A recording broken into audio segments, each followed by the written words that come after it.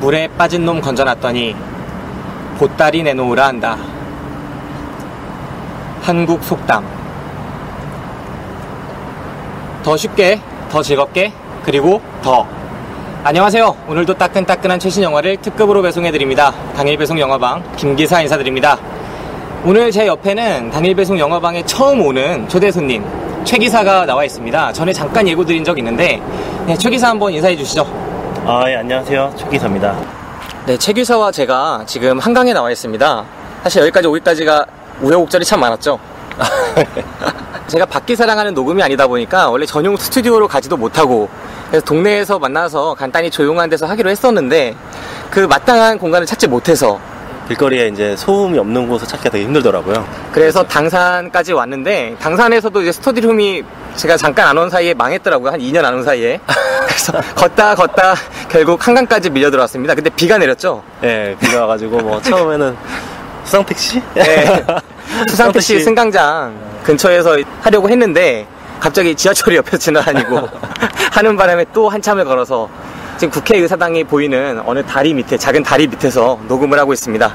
예. 최 기사 어떤가요? 지금 느낌을 좀 표현해보자면. 여기를 지금 저희 둘만 와 있다는 게 너무 안타깝고 아쉽고 여러분들도 같이 이 위치에서 같이 있었으면 되게 좋았을 거라는 생각이 듭니다. 나름 네. 운치 있고 좋아요. 네, 지금 운치 있고 분위기도 좋습니다. 저희가 딱 여기 왔더니 비도 안 내리는 것 같고 분위기가 참 쌉싸름한데, 자, 지금부터 방송을 야외 방송답게 좀 편한 분위기에서 방송을 해보도록 하겠습니다.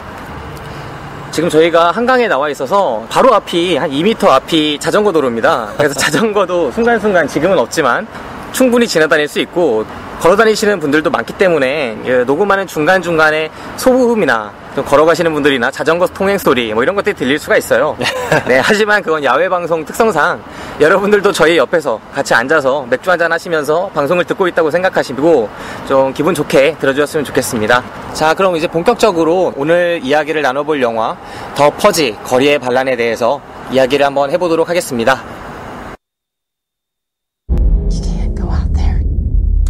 You know how dangerous it is. This won't bring him back. You need to leave. Traffic is building rapidly downtown as citizens rush to get home before commencement. If you're not purging, we advise you to get off the streets as quickly as possible. It'll soon be a war out there. Come on! Commencement of the annual purge. At the siren, all crime, including murder, will be legal for 12 hours. All emergency services will be suspended. Your government thanks you for your participation.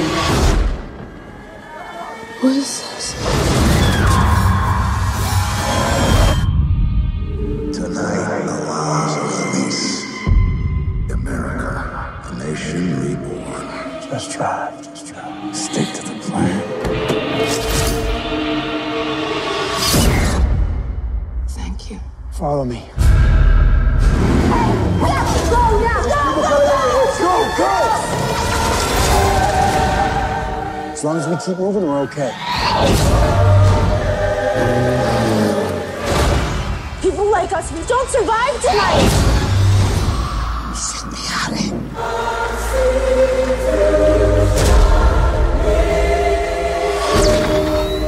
Just remember all the good the purge does. 자, 최 기사, 더 퍼지 거리의 반란 소개해 주시죠.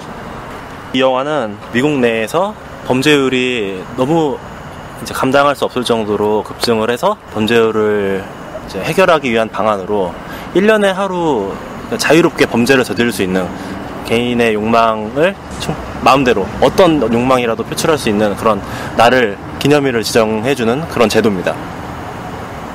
끝입니까? 영화 소개가? 아니, 영화 소개인데 다시 한번 영화 소개해 주시죠. 더 퍼지 거리의 반란, 이 영화는 그 국가에서 범죄율을 낮추기 위해 단 하루 12시간을, 그러니까 살인을 포함한 모든 범죄를 용인해주는 그런 제도를 만듭니다.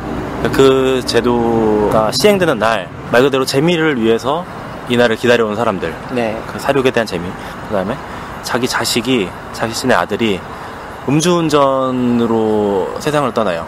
네, 음주운전한 운전자에 의해서 네. 치여가지고 세상을 떠나죠. 뺑소니였죠, 심지어. 아, 예. 근데 그 운전자가 그 술에 취했다는 이유로 처벌을 받지 않고 풀려난 것 같습니다. 네. 그거에 대한 복수를 하기 위해 그날만에 기다려온 그런 뭐 남자가 나오고, 그리고 또 다른 그 대부분의 사람들이라고 할 수 있는 이 사륙의 페스티벌, 이 사륙의 페스티벌을 피하기 위해서 집으로 가려는 사람들, 그리고 집에 도착하는 사람들, 그런 사람들이 우연치 않게 이 사륙의 현장에 참가하게 됩니다. 네. 그러면서 벌어지는 공포와 스릴러, 어느 정도의 액션을 섞어놓은 영화라고 할 수 있습니다.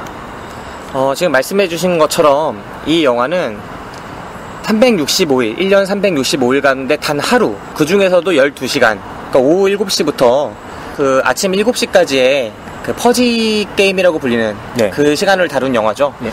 그 시간 동안 모든 범죄를 다 허용하게 되면서 다른 날들의 치안을 잡는다, 치안 질서가 유지된다, 더욱 잘, 그런 것들을 기본적인 구조로 합니다. 이 시간은 2022년인가? 2023년인가 그렇게 나올 거예요, 아마. 미국의 미래입니다. 예. 가까운 미래고, 2023년에 이미 퍼지데이라는 이 행사가 6년 정도는 실행된 거죠. 네. 이걸 실행한 주체는 미국 정부인데, 그 정부는 위대한 건국의 아버지들인가 하는 이름으로 불려요. 그 집단이 이 퍼지데이라는 행사를 시행을 매년 하고, 그 시간 동안 모든 억눌렸던 범죄나 폭력 이런 것들이 다 벌어지게 되면서, 네. 오히려 평상시에 범죄율, 살인, 강간, 강도 등 이런 강력 범죄율이 훨씬 1% 이내로 줄어든, 네. 겉으로 볼 때는 유토피아 보이처럼 보이지만 실상은 그 하루의 그런 범죄들을 배경으로 한 그런 사회라고 할 수 있겠습니다. 이 소재 하나만으로 영화를 보고 싶다라는 생각이 들 정도로 되게 매력적인 소재였습니다. 네, 저도 이 소재 때문에 이 영화가 너무 보고 싶어서 표를 구해가지고 최기사를 보자고 한 거였거든요. 설정 자체가 일단 사람들을 무척 매혹시키는 부분이 있는 것 같아요. 365일 중에 단 하루 동안에는 모든 범죄가 용인되는데, 그 이후에 364일 동안에는 또 범죄가 없는 세상을 정상적으로 살아간다는 거잖아요. 네. 그 설정 자체가 매우 독특하면서 또 자극적이기도 했고, 이런 걸 영화로 어떻게 할지가 정말 궁금해서 좀 흥미가 있었습니다. 최기사, 이 영화를 같이 보고 나와서 든 느낌은 어땠어요? 이 영화 어땠나요? 전체적으로 인상이? 이거 솔직히 좀 아쉬운 부분이 많았어요, 이 영화는. 그 소재가 정말 좋고, 정말 좋은 소재를 10분 다 발휘를 못한 느낌이 들더라고요. 그러니까 영화 자체가, 그러니까 이게 지금 첫 번째 영화가 아니라 두 번째 영화죠. 네. 전작이 2012년에 아마 개봉을 했고, 네, 더 퍼지라는 그 이름으로. 예, 그리고 그 영화가 미국에서는 나름의 성과를 거둔 걸로 알고 있어요. 네. 평단의 뭐 그런 걸 떠나서 소재 자체가 특이했던 거고, 뭐 이제 그게 미국에서는 맞아 떨어진 거죠. 근데 첫 번째 영화에 대한 평을 보니까 전체적으로 공통된 부분이 있더라고요. 그 공통된 부분이 뭐였냐면은, 소재는 정말 좋은데 주변 상황에, 그러니까 주변 인물들의 그 억지스러운 설정, 네. 그게 영화를 망쳐놨다. 이 평이 뭐 어떤 부분을 봐도 이 얘기가 나오더라고요. 네. 그래서 하지만 첫 번째 영화보다는 두 번째 영화가 낫다, 좀 더 낫다라는 얘기를 듣고 네. 약간의 기대는 하고 봤죠. 그래서 나올 때는 어땠나요? 충족됐나요, 어느 정도? 이게 첫 번째 영화랑 솔직히 별반 달라진 부분이 좀 개선돼야 될 부분이 분명히 있었음에도 불구하고 그 부분에 대한 거를 많이 보완을 못하는 것 같은 그런 느낌이 들었어요. 이거 첫 번째 영화를 보진 못했지만, 이게 네. 두 번째 영화를 보고 나니까 첫 번째 영화가 또 어떤 식으로 흘러갔겠구나라는 걸 느낄 수 있었습니다. 네. 자, 저도 생각이 비슷했습니다. 저도 첫 영화를 보지 않았고, 더 퍼지 자체를 보진 않았고, 더 퍼지 거리의 반란이 사실상 2의 격이잖아요. 후속편 격인데, 네. 감독도 똑같고, 네. 똑같은 여러 가지 비평을 받았을 거기 때문에, 원작에서. 예. 충분히 이를 갈고 절치부심을 해서 나올 만한 작품이었는데도 불구하고, 예. 주요 포털 사이트나 아니면은 뭐 어플 같은 걸 들어갔을 때 볼 수 있는 그런 비평이 그대로 적용될 수 있는 그런 후속작이었습니다. 그래서 저 역시 안타까웠던 부분이 조금은 있었다는 점 말씀을 드리면서 본격적인 영화 소개로 들어가도록 하겠습니다.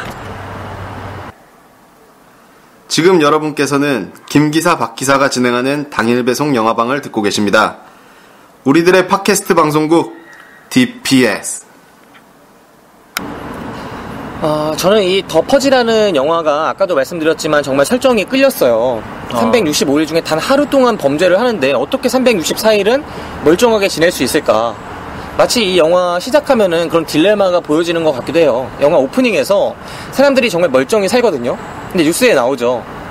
오늘은 더 퍼지데이입니다.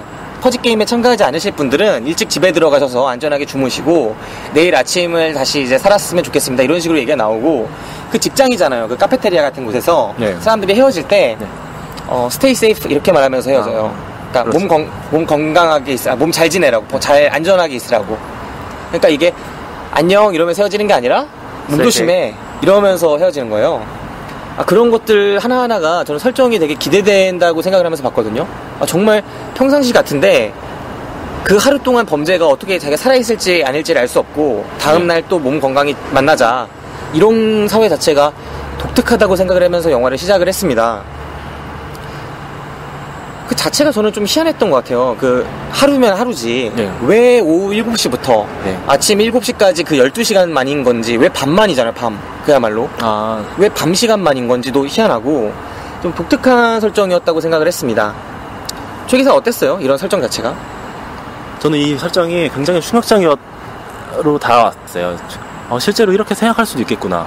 범죄율은 되게 사회에 문제가 될 만한 이제 수치인데 이게 이제 잠재적으로 그 범죄를 저지르고 싶어하는 사람들의 욕구 아니면은 그 말 그대로 각 사회에 내재되어 있는 사이코패스나 뭐 소시오패스나 그런 사람들이 그 사람들한테 그 일종의 해방구를 준다 이런 개념 자체가 굉장히 참신하고 이런 물론 이제 되게 사이코적인 생각이지만 그렇죠. 지금 우리 관점에서 보면은 사이코적으로 볼 수도 있는 거죠. 근데 정말 이게 효과를 낼 수도 있겠구나라는 그런 생각도 좀 들었어요. 그렇게 만약에 된다면 일종의 딜레마가 형성될 수도 있는 거니까. 그러니까 정말 절대적인 범죄 수가 줄어드는데 그날 하루만 허용하면 뭐 그렇게 볼 수도 있는 거잖아요. 그날 하루는 자유의사에 참가하고 싶은 사람이 참가하게 되는 거고 자기가 어떻게든 집 안에 들어가서 문을 잘 잠그고 있으면 또 노출될 확률이 줄을 수도 있는 거고 막 그런 여러 가지로 볼 수 있을 것 같아요. 근데 이 영화에서 전체적인 상황이 벌어지게 되는 거는 사력을 하고 싶어하는 사람들끼리 나와서 뭐 서바이벌을 하듯이 그렇게 됐으면은 뭐 원하는 사람들만 참가한 거니까. 근데 그게 아니었다는 게 굉장한 충격을 주는 거죠. 나는 안전하게 쉬고 싶었는데 상황이 그렇게 되지 않아서 나오게 된 사람들이 있는 거죠. 누군가에 의해서 끌려 나오거나 차가 누군가에 의해서 파손돼서 집에 도착하지 못하거나 그렇게 되면서 이야기가 시작되는 겁니다. 마치 이런 설정은 진짜 원시 부족 같은 곳에서 뭐 364일 동안 남성 우월주의적인 사회인데 하루만 여성들이 우위에 있는 사회를 전 본 적이 있어요. 아마존 뭐 다큐멘터리 같은 거에서 하루만 여성들의 사회인 거예요. 그래서 여자들이 남자를 때리고 막 폭행을 하고 막 온갖 걸 다 해도 견뎌내야 되는 거죠. 364일 동안 가부장적인데 엄청. 그러니까 마치 이런 사회를 상상하게끔 하면서 이런 데서도 아이디어를 받지 않았을까 싶은 구석도 있는 그런 설정이었습니다. 굉장히 재밌는 얘기네요. 더 퍼지 이 영화의 연출을 맡은 감독은 제임스 드모나코라는 감독이에요. 이 감독은 원작인 더 퍼지에서도 역시 감독을 맡았었는데 헐리우드의 유명한 각본가입니다. 혹시 네고시에이터라는 영화 아세요? 그 케빈 스페이시랑 그 다음에 사무엘 잭슨이 그러니까 범죄자와 그다음에 심리 상담가라고 할까요? 협상가. 그 협상가 사이에 진짜 숨막히는 긴장감을 조성하는 영화거든요. 그 영화의 각본을 썼던 제임스 드모나코입니다. 그래서 이 전출자 자체가 어떤 스릴러 장르, 범죄 장르에 특화된 재능이 좀 있었던 것 같아요. 기본적으로. 그래서 이런 장르의 영화에 관심을 나타내지 않았을까 싶은 그런 영화였습니다. 자, 이 영화를 크게 세 가지 축으로 나눠볼 수가 있을 것 같아요. 저 같은 경우엔. 먼저 드라마적인 요소가 분명히 있습니다. 그리고 액션적인 요소도 있을 수 있죠. 그리고 사회적인 비판적인 요소, 상징적인 요소들이 또 있을 수 있습니다. 이 세 가지 요소가 영화에 있을 수 있는데 저는 이 영화가 이 세 가지 요소를 적절히 배분하지 못해서 조금 아쉬웠던 면이 많은 설정이 정말 기반함에도 불구하고 그런 부분이 있었던 영화라고 생각을 합니다. 이런 부분은 원작인 더 퍼지에서도 나타났다고 생각을 해요. 아까 최 기사가 설명을 해주면서 이야기를 했던 부분 중에 이 영화가 1편 같은 경우에는 캐릭터들이 너무 밉상, 진상 같았다. 약간 그래서 캐릭터들한테 화가 나기 때문에 약간 몰입할 수 없는 부분이 있다라고 이런 식으로 얘기를 해주셨는데 그 부분을 드라마라고 볼 수 있는 거거든요. 드라마의 근간이 되는 게 결국은 캐릭터지 않습니까? 아, 예, 그렇죠. 하지만 그 캐릭터들의 설정이 정말 제대로 되지 못하면 그 캐릭터들이 맞는 역할도 없이 정말 답답하고 오히려 이야기를 흥미롭게 끌어갈 수 있는 이야기를 그렇지 못하게 만들 수가 있는 거거든요. 네. 그래서 저는 이 영화가 1에서도 지목됐던 그 부분을 2에서도 좀 실패하지 않았나라고 생각을 해봤어요. 이 드라마에 대해서 좀 이야기를 나눠볼까요? 최 기사는 이 드라마 그리고 내지는 캐릭터 어땠나요? 좀 전에 말씀드렸다시피 그 등장했던 인물들 중에 네. 퍼지데이를 피하기 위해서 안전하게 집으로 돌아가다가 차가 고장나가지고 이 현장에 참가하게 된 한 커플, 그리고 집에 안전하게 숨어 있다가 뭐 어떠한 이유로 어떠한 집단한테 잡혀서 끌려 나오게 된 모녀가 있죠. 흑인 일종의 모녀. 납치 네. 같은 느낌이었죠. 네, 이 영화에 대해서 기본적인 줄거리부터 설명을 해드릴 필요가 있을 것 같습니다. 이 영화의 주인공은 아까 말씀드렸듯이 아들의 스쿨버스 술 취한 운전기사한테 치여가지고 잃은 어떤 아버지가 주인공이에요, 사실상. 네. 프랭크 그릴로라는 배우가 연기를 했는데 경찰이죠, 현직 경찰. 네. 현직 경찰인데 전투 능력도 있고 생존 능력도 있는 경찰로 나와요. 거의 히어로급입니다. 네. 이 히어로급인 경찰이 자신의 차도 정말 배트맨카처럼 만들어 놓고 총이나 이런 거 방탄조끼까지 다 준비를 풀 세팅을 해놓은 상태에서 그 스쿨버스 운전기사, 풀려난 그 운전기사를 죽이기 위해서 네. 퍼지데이에 밖으로 나오는 설정입니다. 그래서 이제 7시가 넘어서 집 밖으로 나왔는데 우연치 않게 다른 4명의 인물, 그러니까 2명을 만나게 되는 거죠. 네. 영화는 처음에 마치 옴니버스의 형식으로 인물들을 보여줘요. 세 그룹의 인물들을. 첫 번째 그룹은 그 프랭크 그릴로가 연기한 그 아버지고 복수를 하는 아버지. 두 번째 그룹은 흑인 모녀입니다. 흑인 모녀는 일상적으로 카페에서 일을 하고 엄마가 집에 들어왔는데 집에 들어와서 안전하게 쉬려고 하는 거죠. 문 다 막아놓고 안전하게 쉬려고 딸하고 잘 하고 있었는데 아버지는 모녀니까 할아버지겠죠? 네. 그 할아버지가 자기는 자는 것처럼 하고 부자들한테 자신의 몸을 팔아서 퍼지데이의 희생양이 되기 위해 나가겠다라고 편지를 써놓고 나간 상황이고 또 침입자가 나타나서 자신을 협박하면서 죽이겠다고 하는 상황이 또 벌어지고 예. 막 이런 것들이 온갖 상황이 막 벌어지는 와중에 갑자기 다짜고짜 들이닥친 거의 특수부대급 인물들한테 끌려 나가게 되는 상황까지 처합니다. 집 밖으로. 네. 이런 상황에 몰린 흑인 모녀가 있는 거고 또 다른 측면에서는 백인 커플이 있어요. 네. 커플인데 이혼 위기에 몰린 커플이죠. 네. 예, 이혼 위기에 몰렸는데 그 커플이 장을 보고 집으로 돌아가는 와중에 어떤 괴한들에 의해서 이 차가 밑에 그 엔진 오일 룸이 끊어져 있어가지고 차가 멈추게 됩니다. 네. 근데 멈췄는데 뒤에서 이제 퍼지데이 한 5분 남았는데 시작이 큰 칼, 도살하는 칼 들고 오토바이 타고 뒤에서 막 웃고 있는 거죠. 네. 그러니까 사냥을 하려고 딱 시간 되면 사냥하려고. 그러니까 이 사람들이 뛰기 시작합니다. 이 백인 커플이. 아, 실제로 그 사력을 하려고 뒤에서 따라왔던 네, 그 가면 쓰고. 그 조직은 굉장히 영화 내에서 네. 감각적이고 되게 슬로우 모션으로 공포스럽게 표현이 됐어요. 네, 정말 큰 인상을 주죠. 그러니까 퍼지데이 그 포스터에도 더 퍼지 포스터에도 나오는 되게 괴기스러운 가면을 쓴 흑인들의 모습으로 나오죠. 건장하고 괴기스러운 가면을 쓰고 오토바이를 타고 가운데는 봉고차, 납치용 봉고차도 있고 뭐 이런 조직이 나옵니다. 그래서 이 영화는 총 3가지의 포커싱을 하는데 처음에는 아까 말씀드린 대로 아버지, 그리고 흑인 모녀, 그리고 백인 커플입니다. 네. 그런데 이 드라마적 캐릭터가 초반에 하나로 모여요. 이들의 캐릭터가. 그러니까 주인공인 프랭크 그릴로가 배트맨 칼을 몰고 복수를 하기 위해서 가는데 흑인 모녀가 납치당하는 과정을 보게 되죠. 보게 돼서 갈등을 하는 겁니다. 납치하는 애들이 그 조직이잖아요. 막 진짜 경찰 특공대 같은 조직이 예. 납치를 하고 있는데 거기서 차를 옆에다 대놓고 그냥 가자 하면서 머리를 핸들에 계속 주워박다가 결국 그냥 못 가는 거죠. 네. 왜냐면 주인공은 착하니까. 경찰이었죠. 경찰이니까. 네. 그러니까 나는 진짜 복수를 하러 가는 거지만 나는 원래 착하니까. 네. 시민의 지팡이니까. 민중의 지팡이니까 못 가고 결국 그 흑인 모녀를 구합니다. 특유의 엄청난 생존 능력과 사격수를 뽐내면서 그 다수. 네, 특수부대를 거의 뭐 다. 네, 특수부대 혼자서 선멸하면서. 네. 거의 논스톱의 그 아버지급. 네?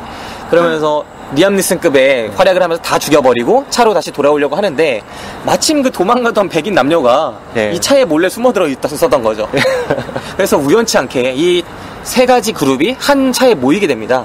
이게 영화가 시작하고 한 30분 안에 벌어지는 일이었던 것 같아요. 아, 예. 그리고 영화의 남은 1시간 반은 이들이 함께 어려움을 극복하는 내용이죠. 네. 네, 여기까지가 이야기라고 할 수 있겠습니다. 총 포커싱이 맞춰진 3가지 그룹이 영화가 시작하면서 30분 안에 그 주인공이 복수를 하려고 준비해뒀던 그 차 안에 우연치 않게 숨어들거나 또 구해지면서 같은 차에 타게 되고 운명 공동체가 된 거 아닙니까? 그 퍼지데이라는 네. 설정 자체에서 운명 공동체가 되고 나서 벌어지는 그 상황부터의 드라마가 시작되는 건데 네. 이 드라마라고 하는 게 사실 주인공은 목적이 있죠. 나는 복수를 해야겠다. 그리고 흑인 모녀에게도 목적이 있죠. 살아야겠다. 백인 커플에게도 목적이 있죠. 살아야겠다. 특히 백인 커플은 영화 초반에 긴장감 조성에 상당한 역할을 수행해요. 왜냐하면 정말 아무렇지 않게 자기는 퍼시데이 벌어지기 전에 집에 갈 시간을 계산을 하고 있었던 거고 장을 보고 들어가려고 하는데 차를 고장내는 거잖아요. 그래서 중간에 차가 멈추게 되고 뒤에서 쫓기게 되는데 진짜 임박했는데 아무도 자신의 구조 요청을 받아주지 않고 차는 다 지나치셔서 가버리고, 왜냐면 못 믿으니까 서로. 그리고 자기와 같이 다들 무서워하기 때문에 일찌감치 문을 다 닫아놓기 때문에 어느 곳에도 들어갈 수 없는 상황, 뒤는 쫓기는 상황이 벌어지면서 이런 긴장감을 조성하면서 처음엔 영화가 흥미진진하게 흘러갈 것처럼 되는데 막상 이들이 프랭크 그릴로와 만나게 되면서 그에게 보호를 받게 되면서 이야기는 진짜 걷잡을 수 없는 드라마적 난국 속으로 빠져들어갑니다. 옛날에 그 드라마 추노 보셨던 분들이 그 언년이 보고 막 진짜 발암물질 생긴다 이런 말씀 많이들 하셨던 것 같아요. 근데 제가 봤을 때는 그분들은 더 퍼즐을 보셔야 됩니다. 네, 진짜. 보시면 안 되죠. 안 되지, 바람. 네, 바람. 암이 생기니까요. 네. 진짜 이 영화를 보시면은 제가 아까 처음 이제 오프닝에 말씀드렸던 내용이 물에서 건져놨더니 보따리를 내놓으라 한다는 속담을 소개해드리지 않았습니까? 진짜 그 짝입니다. 주인공이 4명을 구해놨더니 얘네가 진짜 이 짐짝들 아닙니까? 4명의 짐짝들이 나한테 살려놨으니 책임져라 이런 말 실제로 나오기도 하죠. 네, 나오죠. 살려놨으니 책임져라. 뭐 이렇게 하면서 덤비는 거예요. 여기까지 해놓고 그냥 가는 게 어딨냐. 그냥 가는 게 어딨냐. 그래놓고 또 뒤에서 쟤를 믿을 수 있을까 우리가? 쟤도 어차피 퍼지데이에 자발적으로 나온 애잖아. 이렇게 하면서 총도 가지고 있고. 네, 총도 가지고 있고 어떻게 우리가 쟤를 믿어 하는 겁니다. 그러면 얘는 믿지 않을 거면 떠나라라고 하는데 그럼 우리를 왜 살려놨냐라고 하는 겁니다. 또 그래서 그럼 살려놨으니까 그럼 따라와라라고 하면은 쟤를 우리가 믿을 수 있을까 하는 거죠. 이 반복이라는 거죠. 문제는 이 속에서 관객들이 분노하게 되는 겁니다. 총도 줬잖아요. 심지어 이 총을 줄 테니까 니들끼리 알아서 싸워라. 나는 복수하러 가겠다 하더니 우리를 왜 살려나냐 그럴 거면 이 반복이에요. 그러니까 관객들은 이 드라마적인 이런 뭐랄까요? 이 드라마적인 그 도그마 속에서 헤어나올 수가 없는 겁니다.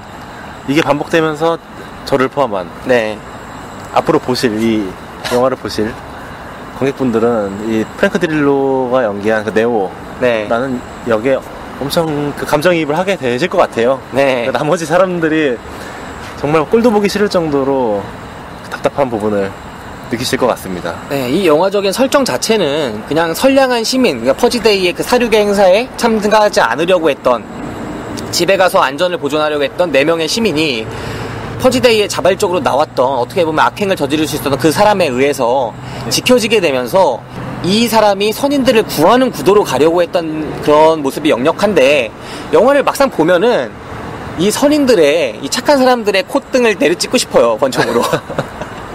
진짜 나 같은 죽방을 날리거든, 돌아서서 이 개새끼들 하면서. 그러면서 총을 쐈을 수도 있겠어, 퍼지데이니까. 야, 이 새끼들아, 꺼지거나 죽거나 해라. 진짜 그 정도로 진짜 이 보는 사람의 화를 북돋는 캐릭터들이 나옵니다. 한 명의 히어로와 4명의 짐짝들처럼 그렇게 여겨지는 거죠. 근데 이 영화가 정말 재밌게 만들려면 그 4명의 짐짝들의 특색을 좀 다르게 가져갈 수 있었다고 저는 생각을 하거든요. 예를 들면 이 영화가 그 특색을 조금이라도 다르게 가져가려고 했던 구석이 보이는 게, 주인공이 아들을 잃었잖아요. 그렇죠. 그러니까 그 흑인 모녀 중에 딸이 비슷한 나이라고 설정이 나와요. 그러면서 그 딸한테 약간 감정이입을 해서 아들의 그런 걸 대비해서 방탄조끼도 벗어서 입혀주고 살아야 된다고 막 계속 얘기를 하면서 걔를 보호하려는, 그러니까 결국은 이 4명을 데리고 가는 동기가 그 딸아이인 것처럼 입히거든요, 영화 속에서. 초반에는 좀 그랬던 것 같아요. 네, 근데 이게 중간에 실패하죠. 왜냐면 딸이 진짜 존나 밉상이거든. 진짜 개 밉상이거든. 그렇지 않냐?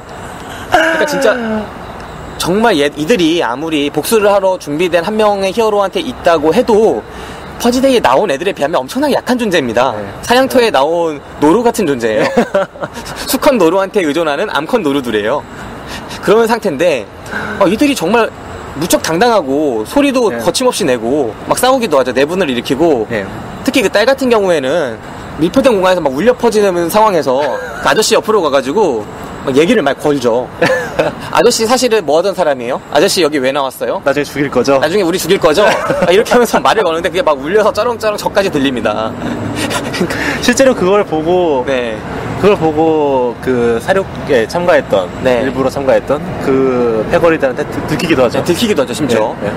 이런 상황을 보면은 진짜 이 관객들로서는 이 화가 안 날 수가 없습니다. 이 가슴 깊은 곳에서 올라오는 그 빡침이 안 올라올 수가 없거든요. 근데 이 프랭크 그릴러라는 사람이 정말 이건 진짜 성불할 사람이에요. 네, 진짜.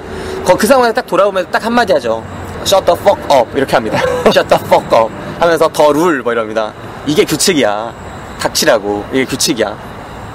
네가 날 따라오려면 닥쳐야 돼. 그러면서 설득을 합니다. 이 지금 대사가 약간 거칠게 느껴질 수 있지만 네. 실제 그 상황에서 이 정도면은 정말 진짜 정말 그렇게 느껴져요. 거의 부처님급이죠.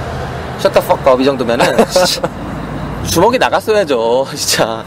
결국 진짜 목숨이 엇갈리는 순간에 이렇게 자꾸 얘기를 하면서 영화가 드라마적으로 엮어보려는 시도를 계속 하는 겁니다. 네. 왜냐면 이런 드라마를 통해서 긴장감도 조성하고 사건도 만들어야 하고 네. 막 그러기 때문에 하는 건데 이 드라마가 결과적으로는 보는 이의 빡침을 불러일으킬 뿐 긴장감을 더해주거나 드라마의 완성도를 올려주지 못한다는 데 첫 번째 문제가 있다고 하는 거죠. 이 부분이 너무 심해서 이 주변인들의 깐족거림이 심해서 네.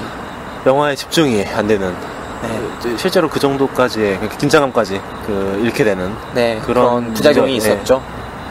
네, 그리고 이게 첫 번째 드라마적인 문제라면 두 번째 영화가 집중했던 부분은 액션입니다. 네. 왜냐하면 이 영화 장르 자체가 액션이 많이 나올 수밖에 없는 장르예요. 네. 모든 범죄가 허용된 곳, 그래서 화기도 정말 다양하게 등장하잖아요. 화염방사기도 나오고, 네, 화염방사기도 나오고, 진짜 차에다가 기관총, 게틀링 장착해서 나오기도 하고, 네, 빌딩 옥상에 뭐 스나이퍼가 있기도 하고, 아줌마 스나이퍼죠? 아줌마 스나이퍼 있고, 네.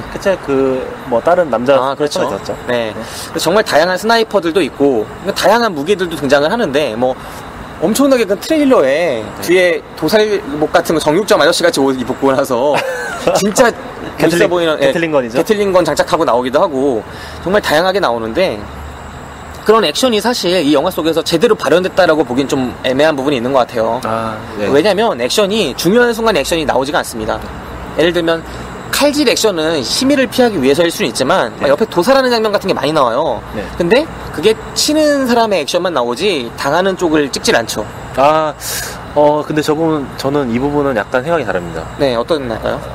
이 부분은 영화를 보시면은 이제 느끼시겠지만 영화 전체의 그 촬영 기법이 네. 상당히 감각적인 영상을 표방을 합니다. 네네. 영화 초반부에 보여주는 장면들이라든가 상당히 비유적이고 직접적으로 뭔가를 보여주지 않는 그런 부분으로 영화 전체를 꾸몄다고 생각을 해요.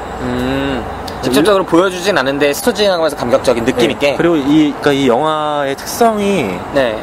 잔혹하게 가려면 정말 잔혹하게 갈 수 있기 때문에 그렇죠. 일부러 이 부분은 절제를 한 게 아닌가 생각을 합니다. 저는 이게 약간 영화를 세 가지에 초점을 맞췄다고 했으니까 드라마, 액션, 사회성 중에 제가 볼 땐 이 세 가지가 초점이 있었거든요. 감독 제임스 드모나코 감독이 의도했던 건 이 세 가지를 적절히 조화시키는 거였던 것 같아요. 33.3%씩. 예. 제 생각에 드라마는 아예 실패했다고 해서 보거든요, 저는. 네. 그러면은 액션이라도 집중을 했으면 좋았겠다는 생각이 들었는데 액션도 역시 33.3입니다. 액션에서 승부를 걸었다라고 하는 지점이 느껴지지 않아요. 네, 그렇죠. 그러니까 액션이 정말 주요하게 보여줄 수 있는 영화임에도 불구하고 네. 예를 들면 이 영화는 진짜 수많은 액션 영화들 있지 않습니까? 네. 그보다 액션이 더 많이 나옵니다. 기본적으로 양으로 따지면. 하지만 거기에 집중하는 부분은 없거든요. 그러니까 그런 액션적인 분위기만 나오는 거지 네. 액션 자체에 집중해서 막 총격이 엄청나게 벌어지거나 다양한 총기가 나오거나 막 그렇다고 잔인한 쪽으로 아예 가버리거나 하나도 그렇게 승부를 거는 지점이 없는 거죠. 그러니까 오히려 이 영화는 사륙 영화. 네. 그러니까 뭐 그런 그러니까 대칭구도가라고 하기에는 좀 그렇죠. 그러니까 추격물에 가까운. 추격물이요? 네. 추격. 네. 네. 그 약한 존재들, 약한 그렇죠. 주인공 일행이 안전하게 어느 정도 사륙하는 패거리들로부터 네. 도망치는 게 기본 주 영화라고 생각합니다. 주 골자라고 생각해요. 액션이라기보다 도피. 네, 그렇죠. 도피 스릴러. 사파리에서 네. 진짜 노루 일행이 예. 안전하게 그 사파리를 벗어나는 이야기라고 보시면 되게 간단할 거예요. 예. 근데 그거는 기본 구조가 분명히 그런데 이 영화가 승부를 걸 만한 지점은 그 점은 아니라는 거죠. 그러니까 그거는 결국은 기본 구조일 뿐이고 예. 그 상황에서 긴장감 있게 쭉 가기 위해서는 결국 긴장감을 조성하는 부분이 있었어야 하는데 그게 예를 들면 드라마적인 부분이거나 아니면 상황적인 부분만으로는 얻어지기 어렵다고 저는 생각을 하거든요. 그 긴장감 자체가. 예. 그러니까 그런 긴장감 있는 영화는 흔하죠. 그런 단선적인 긴장감이 더해서 무언가가 있어야 하는데 임팩트를 줄 수 있는 그게 사회성과 액션과 드라마였는데 그 드라마도 아니고 액션도 아니었고 라는 이야기를 저는 지금 하는 겁니다. 그래서 약간 액션이 기본적인 긴장감 이상을 주지 못했다는 점에서 조금은 아쉬웠어요. 그냥 계속 그냥 상황이 주는 긴장감 말고는 결국은 무엇도 없었거든요. 상황 자체가 주는 긴장감 말고. 그리고 사회성 같은 것도 후반부에 가면 정말 강하게 나오잖아요. 그러니까 이 사회성이라는 게 흑인 그 반자본주의 단체 나오죠. 반정부 단체. 사실 이 퍼지데이라는 건 자체가 건국의 아버지들이라는 애들이 정부 단체가 하는 건데 걔네들이 사실은 빈자들을 억압하기 위한 도구로서 쓰는 거다. 이 퍼지데이를. 자기들끼리는 사륙을 마음대로 자행하고 우리를 도구로 사용하고 계급화시키고 이러면서 되게 반정부적인 단체가 나오고 영화 후반부로 가면 그들과 그 가진 자들의 이중구도가 완전히 보여집니다. 마치 로마 검투사들의 그런 걸 떠올리게 하는 그런 장면도 나오죠. 안전한 곳에 숨어서 약한 애들을 넣어주면은 걔네를 가서 죽이는 부자들이 돈을 내고 그런 식의 게임장으로 이들이 끌려가게 되고 그러면서 약간 이 영화 자체가 정부 통제 그리고 국가적인 기만 그 국가 속에서의 계급화되어 있는 모습들 상류층의 무척 잔인한 모습들 이런 것들을 보여주면서 가까운 미래지만 비록 2023년의 디스토피아적인 모습을 보여주는 게 아닌가 그런 사회성이 보여지는 장면들이 있습니다. 하지만 그 장면을 보면서도 크게 가슴속에 와닿는 건 없어요. 이게 정말 사회적으로 잘 만든 사회성 있는 영화다라고 느껴진다기보다는 그냥 기본적인 설정이구나 감독이 이거 써먹었구나 이용했구나 이 설정 그냥 그 정도 느낌이죠. 사실 영화를 보면서 시퀀스가 되게 다양하게 나오고 그 앞에서는 생각지도 못했던 방향으로 흘러가기도 합니다. 그래서 저는 약간 보면서 떠올랐던 게 걸리버 여행기나 걸리버 여행기? 어떤 점에서요? 그 주인공 일행이 상황을 피해서 거의 뭐 이제 반강제적으로 계속 이동을 하는 상황이 벌어지는데 그리고 뭐 상황적으로 그렇게 이동하면서 새로운 뭐 섬에 가서 그러니까 그 시퀀스 제 말은 시퀀스 간의 상황과 관계가 끊어진다는 거구나. 거의 뭐 다른 섬에 가 있는 것처럼 대인국에서 소인국 가고 소인국에서 그 위에 위에 떠있는 나라 가고 거기서 또 어디 가고 막 이런 설정처럼 영화 속에서 시퀀스가 막 이동한다는 거죠. 영화 속의 작은 이야기들로 그 앞에서는 뭐 거의 생각지도 못했던 그런 상황으로 벌어지기도 하지. 그렇죠. 뭐 맨 처음에 이 세 가지가 마치 옴니버스로 진행됐고 같이 가다가 이들이 갑자기 모인 이후부터는 그 노루 4마리의 사바나를 벗어나는 사냥터를 벗어나는 과정처럼 가다가 그들이 알고 보니까 계획적으로 쫓기고 있었고 그 단체와 대립하는 구도로 또 가다가 이 속에서 갑자기 끌려가가지고 어디 가서 검투장에 갑자기 풀어지는 얘기로 가다가 구출되고 나서는 정말 사회적인 얘기로 또 가서 복수의 얘기로 또 가고 주인공의 이 얘기가 전혀 이어지지 않을 것 같은 이야기로 정말 가는 곳이죠. 그리고 중간에 그 집도 들리잖아요 한번. 친구 집 들러서 거기서 또 살인 얘기가 벌어지고 정말 예상치 못한 일들이 계속 벌어지는. 근데 이게 걸리버 여행기 같은 갑자기 걸작으로 비교해서 제가 당황했는데 조나단 스위프트의 걸작 아닙니까? 그 속에서는 이 각 이야기가 연관성이 어떻게 보면 약하지만 그 자체가 전달하는 바도 되게 명확하고 상징성도 있고 그래서 되게 정말 재미있게 흘러가거든요. 근데 이 영화도 그렇게 흘러갔다면 저는 무리가 없었을 거라고 생각을 하는데 그게 아니라 정말 벙 뜹니다. 왜 굳이 이런 얘기에서 갑자기 그렇게 갔을까? 여기서 또 왜 그렇게 갔을까? 이게 다 의미가 없거든요. 이렇게 갖다 돌고 보면은 결국은 이게 하고 싶었던 건 그냥 긴장감을 주는 거였어요 관객들한테. 근데 그거가 주기 위해서 꼭 이럴 필요가 있었나? 그리고 하는 점점 캐릭터들은 또 소모되니까 왜냐면 우리가 그 캐릭터에 가졌던 인내심이 계속 차오르잖아요. 그래서 어느 순간 이상에서는 초월해서 얘가 사소한 것만 잘못해도 우리가 화가 나니까 이제 사소한 것만 잘못해도 죽었으면 좋겠다 이렇게 생각하다 한 명 죽잖아요. 그러니까 좀 아쉬웠던 점들이 있는 거죠. 최 기사는 이 영화를 보면서 특별히 얘기해보고 싶었던 지점이라거나 그런 것들이 있었어요? 아무래도 이 영화에서 가장 좀 인상적이었던 부분은 어쩌다가 이 주인공 일행이 잡히게 됩니다. 생포가 되죠. 무슨 담을 넘어서 도망치려고 하는데 그 친구집에서 빠져나올 땐가 그죠? 담을 넘었는데 한 명씩 넘기고 마지막에 자기가 넘었는데 넘자마자 맞고 쓰러지죠. 맞고 그냥 한 방에 쓰러지죠. 봉고차 태워져가지고 호송이 됩니다. 그렇게 눈을 떴는데 자신이 경매장에 있는 그런 상황이 벌어지죠. 경매장 앞에서는 대부호들이 파티를 하듯이 해놓고 그냥 경매하는 거죠. 한 명 한 명씩 자기가 원하는 사람, 퍼지하고 싶은 사람 경매를 하고. 그래서 뭐 여자들 같은 경우에 거기서 뭐라고 하지? 어디서 온 자매였는데 그 자매는 가문의 칼을 가져와가지고 큰 칼을 가져오고 또 어떤 애들은 총을 들고 첫 파티에 참가한다고 아버지가 아들 둘 데리고 들어가고 뭐 이런 상황이 벌어지죠. 그 부분에 느껴졌던 그 단상에 올려져 있는 주인공 일행과 네. 그 단상 아래서 그 경매에 참가하고 있는 부자들, 거기서 나오는 그 굉장히 그러니까 영화가 그냥 단순하게 총과 칼로 뭐 이제 위협하고 잔인하게 나오는 장면이 아니라 그 상황 자체가 주는 그 잔인함, 그 부분이 굉장히 인상 깊었던 것 같아요. 네, 사람이 사람을 사서 네. 들어가서 죽이는 거를 파티처럼 하고 네. 누군가는 정말 두려움에 떨면서 그곳에서 그렇게 끌려와 있는데 사실 그 사람과 이 사람이 네. 바로 전날까지는 같은 사회에 살아가던 똑같은 시민이었잖아요. 네. 투표권도 있었고 네. 같이 돈 벌어서 뭐 쓰기도 하고 그런 사람들이었는데 물론 계층이라고 할까 그런 차이는 있었지만 네. 그랬는데 어느 날 퍼지데이에는 그들이 끌려와서 그렇게 하는 게 공공연히 자행되고 있었다는 자체가 네. 좀 주는 잔인함이라는 게 있는 거죠. 이 영화 그 사회 진짜 범죄율도 낮고 실업률도 낮고 어떻게 보면은 더 발전한 것처럼 보이는 2023년의 미국 사회가 네. 훨씬 더 비인간적인 모습을 가지고 있는 것. 네, 그 모습이 얼핏 진짜 잔인하게 읽히기도 하고 사실 그런 모습들이 우리한테 지금 없다라고 또 단정 지을 수 있을까 하는 물음을 제임스 드모나코 감독이 주고 싶었던 것 같기도 해요.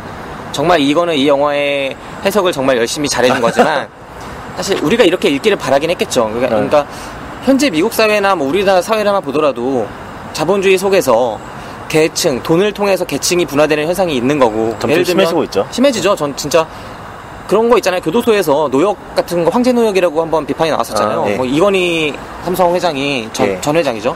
들어갔을 때 하루 일당과 네. 그리고 일반적인 사람이 들어갔을 때는 최저 5만 원, 하루에 네. 5만 원 네. 이런 식으로 해서 시급 차이가 정말 몇천 배씩 몇백 배, 몇천 배가 나기도 하고 네. 그런 모습들이 정말 계층이냐 아니면 계층이 아니냐 우리 사회 계층은 있는가 네.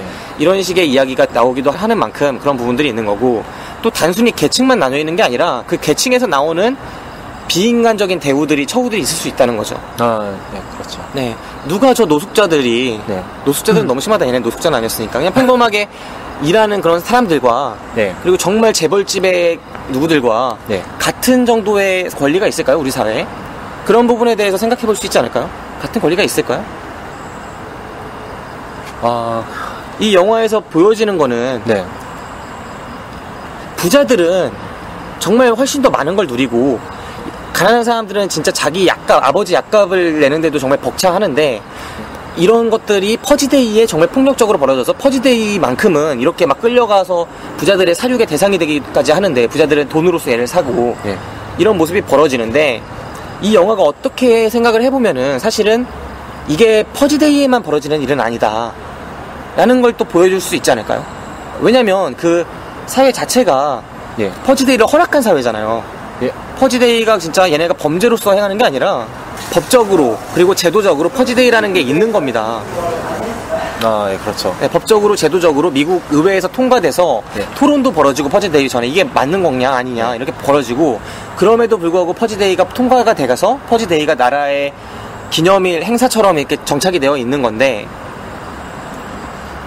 저는 이 부분을 보면서 과연 퍼지데이라는 그 잔혹한 행사 자체만 비인간적인 걸까? 그러니까 우리가 사륙만 안 하다 뿐이지 퍼지데이에 보여지는 다른 이런 비인간적인 모습들이 우리 사회의 다른 모습으로 이미 존재하고 있는 건 아닐까라는 생각이 드는 부분이 있었다는 거죠.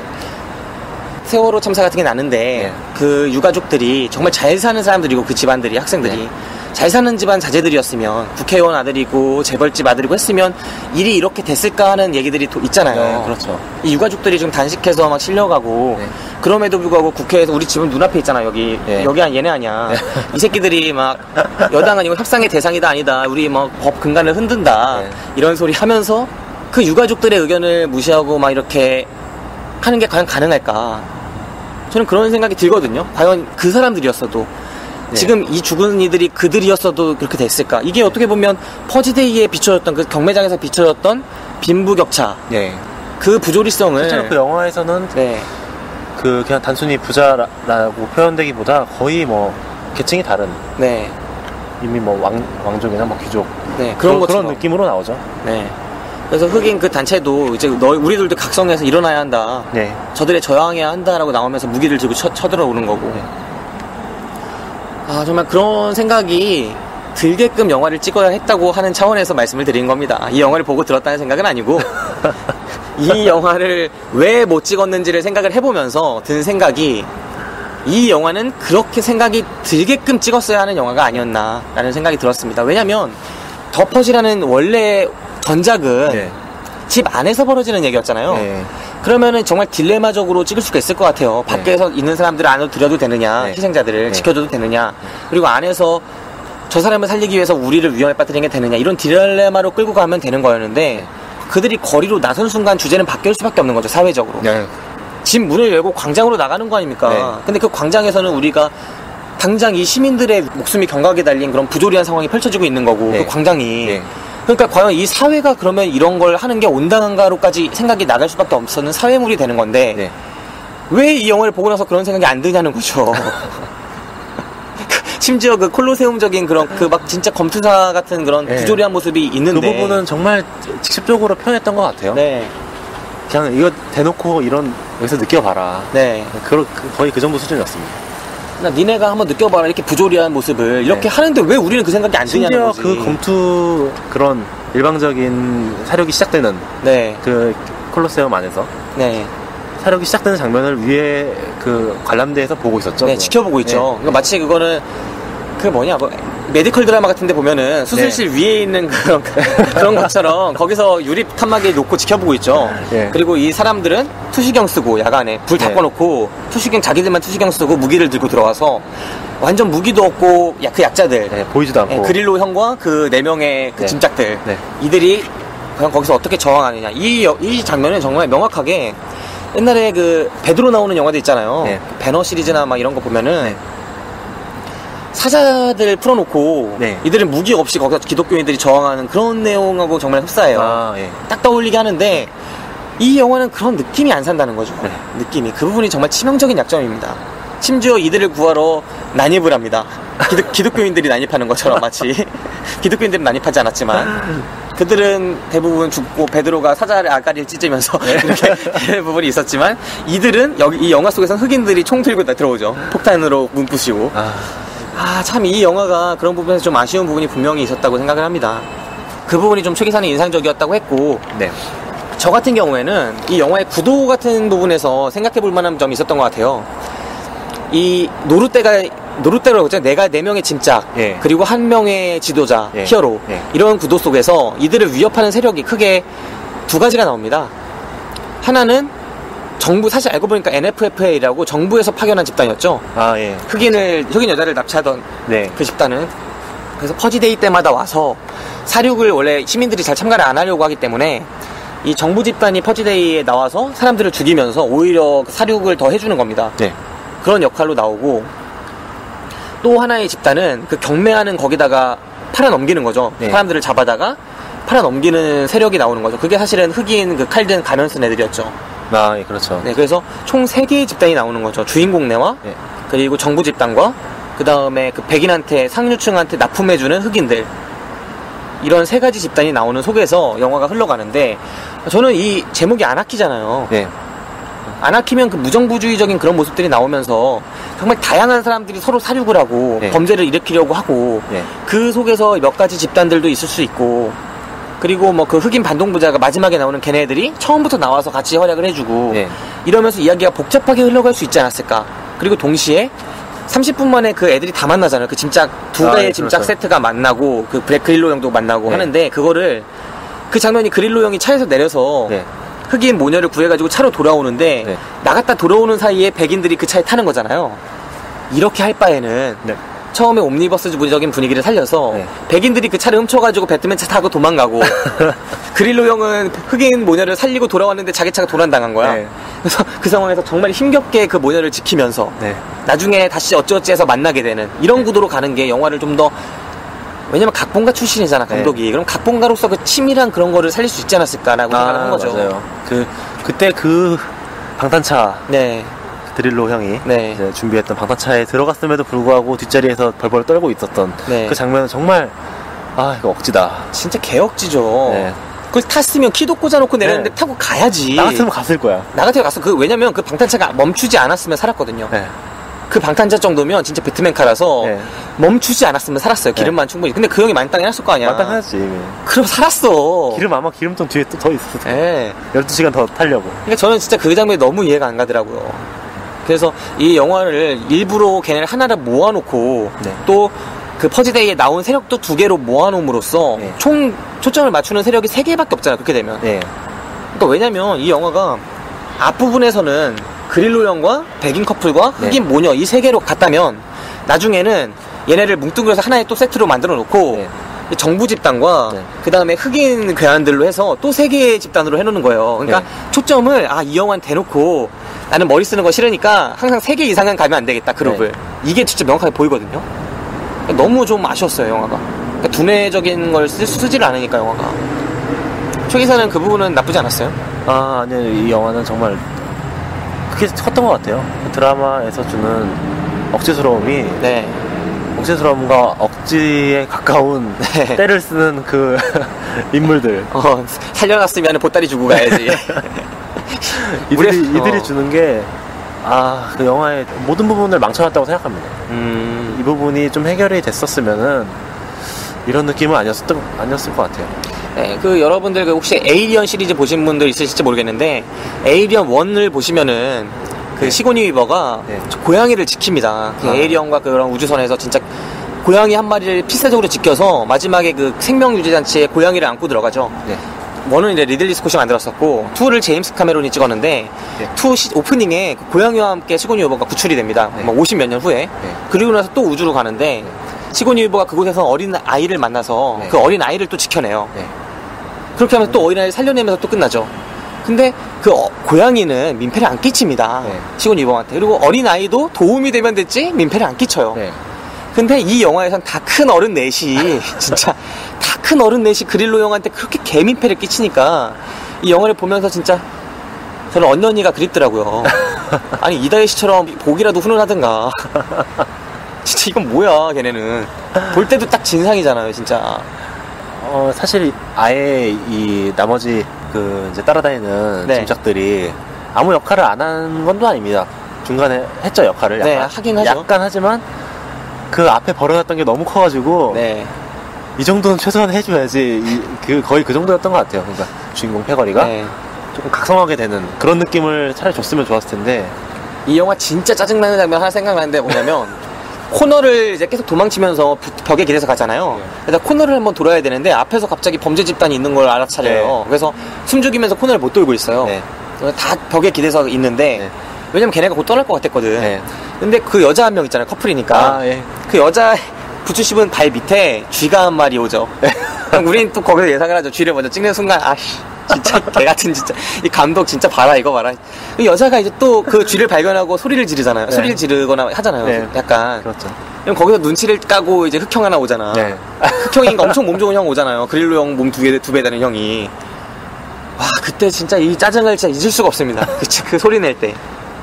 그리고 이제 걔를 오는데 또 그릴로 형은 딱 순간적으로 이제 목을 졸라가지고 제압을 해서 죽이죠. 네. 진짜 이 영화가 계속 그런 장면들이 연속이에요. 이게 민폐를 계속 끼칩니다. 그 코너마다 한 코너 줄 때, 한 블록 줄 때, 스트릿이라고 하죠. 예. 메인 스트릿을 한 거리를 지나갈 때마다 한 명씩 민폐를 부립니다. 진짜 참아낼 수가 없어요. 이런 장면들을. 그리고 진짜 결정적인 게 또 이제 우리를 자꾸 안 데려다 준다면 총 주면서 가라고 그러잖아요. 네. 그때 여자가 설득을 하죠. 흑인 엄마가. 내 친구 집에 데려다 주면 차를 주겠다. 네. 왜냐면 그 배트맨 카를 얘네 구하려다가 엔진을 총을 맞고 이게 결국은 맛이 가거든요. 네. 그래서 복수를 하려 가려면은 차가 필요하니까 시간 내에 복수를 하려면 차를 준다고 하니까 어쩔 수 없이 그 여자를 데려다 주게 됩니다. 네. 이 4명의 짐짝을. 네. 근데 가고 났더니 착불로 주기로 했잖아. 네. 근데 없대 돈이. 이 새끼가 돈이 없대 배째래. 그리고 나는 어쩔 수 없었대. 와 진짜 그때는 정말 그러니까 우리가 사실 그렇게 나쁜 생각을 가진 사람은 아니잖아요. 네. 근데 그 순간 드는 생각은 이겁니다. 돈 없으면 죽어야지. 차 없으면 죽어야지 이 새끼들아. 니네가 차가 없으면 그냥 거리에서 권총 하나 들고 싸우다 죽었어야지라는 생각이 들 만큼 화가 나는 장면이었죠. 그 장면. 실제로 거의 주인공이었던 그 드릴로가 그 얘기를 듣자마자 네. 그 심경의 변화, 표정의 변화는 쏠까? 네, 정말 그 전체 영화 내에서 네, 그릴로 형이. 네, 가장 큰 표정 변화였던 것 같아요. 네. 그때 정말- 진짜 패닉 먹어요. 아, 내가 이렇게까지 해줬는데 넌 나한테 뻥을 쳤다는 걸 믿을 수 없다라는 그 표정. 하지만 그릴로 형이 대단한 게 다른 쪽 뺨을 내줍니다. 거기서 또 사건이 벌어지잖아요. 그러니까 이들을 또 4명의 짐짝을 데리고 또 옮겨줘요. 네. 또 탈출시켜줘 거기서. 진짜 개빡쳤거든. 나 같았으면 쐈어 진짜. 쏘지 않았어도 혼자 나갔어 빡쳐서. 아, 진짜. 근데 거기서 또 위험이 처하니까 또 그 짐짝들을 옮겨주면서 네. 먼저 너희가 나가라 하면서 네. 하나하나 다 올려줍니다. 네. 그리고 자기도 또 거기서 이제 올라갔는데 알고 보니까 또 거기서 납치를 당하죠. 네. 그리고 검투장으로 옮겨졌는데 컨셉이 진짜 이 급반전이야. 또 속았는데 사기 당했는데 어쨌든 택배기사도 같이 그 택배물들과 함께 짐짝과 함께 네. 검투장으로 끌려갔어요. 끌려가는데 거기서 또 지켜주잖아. 예. 또 하나하나 다 지켜줘요. 네. 진짜 이 참담함을 잊을 수가 없습니다. 그릴로 형 거기서 다 지켜주는 걸. 그래서 이 어느 순간 우리는 그릴로 형이 복수를 하기를 원하죠. 네. 혼자 가서 복수했으면 좋겠다. 이미 그때쯤 되면은 감정이입이 완벽하게 끝난 상태죠. 아니 이게 어느 정도냐면 그 있잖아요. 그 정부 집도 조직이 있고 네. 그 다음에 그 흑인 괴한들이 있어요. 네. 근데 이 4개의 짐짝도 그들하고 해서 더 좋진 않아. 그러니까 얘네를 죽이려고 하는 그 악당들에 비해서 얘네 이 4명의 짐짝이 더 좋은 감정은 아니야. 네. 비슷비슷해. 약한데 악한. 약한 것 뿐이지 선한 건 아니야. 네. 그래서 이 그릴로 형이 충분히 진짜 성불하시겠다. 네. 라는 생각이 듭니다. 이 영화가 어쨌든 이렇게 가다가 결국은 모든 게 다 해결되죠. 다 어찌어찌 그릴로 형의 엄청난 능력으로 인해서 다 위기를 건너뛰고 복수하는 데까지 가서 그곳에서 역시 그릴로 형은 성자다운 모습을 보여줘요. 그러면서 영화가 끝나는데 영화가 끝나면서 다시 다음 퍼지데이로부터 364일 하면서 네. 또 영화가 끝나죠. 그러니까 속편을 예고하는 거죠. 네. 이번이 6번째 퍼지데이였고 7번째 퍼지데이까지 이제 또 1년이 남은 거고. 네. 영화를 보면서 저는 역시 이 영화가 그래도 승부를 거는 지점은 사회적인 부분이구나. 네. 퍼지데이는 계속되고 네. 영화 전체는 오락적인 부분으로 끌고 가지만 영화의 주제의식은 또 사회적인 것. 네.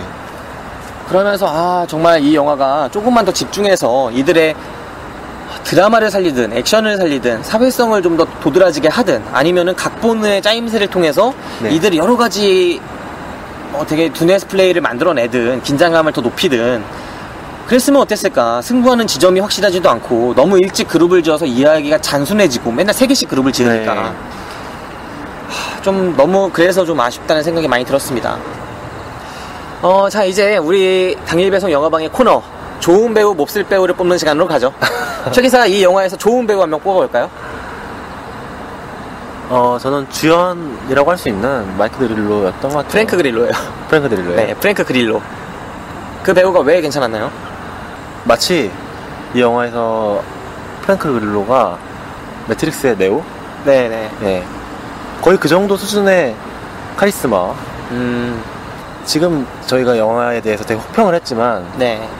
프랭크 그릴로가 맡은 네오라는 캐릭터, 그 캐릭터 하나만 봐도 상당히 멋있게 나오죠. 네. 정말 멋있게 나와요. 정말 멋있는 역할로 나오고. 그 형님하고 함께라면 난 퍼지데이에 참가하고 싶어. 아무도 안 죽이면서도 나도 죽지 않을 거라고 확신할 수 있습니다. 짐작할 겁니까? 짐작해야죠. 난 이제 입 닥치고만 있으면 진짜 좋은 짐작이라는 걸 느꼈어요. 입만 닥치고 있으면 되는구나. 아, 진짜 맞아요. 입 닥쳐주는 게 얼마나 큰 역할인지. 입을 안 닥쳐. 못 도와줄 거면 떠들지 말아야지. 그 위험한 순간마다. 아, 맞아요. 그리고 떠들 거면 뒷담을 하지 말아야지. 뒷담을 해. 뒷담을 하면 민폐는 끼치지 말아야지. 민폐를 끼쳐. 양심도 없고 뻥도 치고. 이 새끼. 그러니까 그릴로 형이 좋게 말하면서 총을 한 자루씩 주면서 네. 절로 너희끼리 살아라 라고 하잖아요. 너희끼리 가라. 정말 돌려서 얘기한 거죠. 네, 돌려서 네. 너희끼리 가라 하니까 이러기가 어딨냐. 그럴 거면 우리 살려주지 말지. 죽게 놔두지 왜 살려놨냐. 그 순간 그릴로 형이 쐈어야 돼요. 아무튼 이 영화에서 프랭크 그릴로가 맡은 역할이 이제 처음에는 복수심에 가득 차 있다가 네. 말 그대로 이제 자기가 죽이고 싶었던 인물이 한 명 있었죠. 네. 근데 뭐 어찌됐든 간에 영화가 어떻게 흘러갔든 간에 그렇게 복수를 하기 위해 써놨지만 결국에는 복수를 안 했어요. 네. 복수를 안 하고 스스로 인내하는 방향으로 갔죠. 거기서 주는 뭐 이 전체적인 프랭크 그릴로가 연기한 부분, 그리고 영화 내에서 비춰졌던 그 캐릭터, 정말 멋있는 역할이었다고 생각해요. 네, 동감합니다. 이 영화에서 미덕이라고 할 만한 부분은 아까 계층적으로 나눴지만 상류층과 하류층이 있죠. 네. 근데 그 상류층은 미덕이라고 할 만한 부분을 단 하나도 생산하지 않아요, 영화 속에서. 네. 근데 그 밑에 하류층이라고 불리는 쪽에서는 미덕이라고 생각하는 부분을 되게 많이 보여주거든요. 네. 근데 그 대표적인 부분이 프랭크 그릴로예요. 네. 경찰을 하고 있지만 결코 삶이 유복하지 않습니다. 법적으로 비싼 변호사도 하지 못해서 걔로 풀려나게 놔둘 수밖에 없었죠. 자기가 네. 공직에 있으면서도 네. 여유롭지 않으니까. 부인하고는 지금 이혼한 상태예요. 네. 그리고 아무것도 갖지 못하고 집도 되게 조그맣잖아요. 네. 그리고 오직 복수만을 보고 살아온 사람인데 그 사람은 진짜 이 영화 속에서 진짜 거의 예수나 부처급의 활약을 보여주죠. 진짜 이런 평이 아깝지 않은 인물입니다. 네. 네.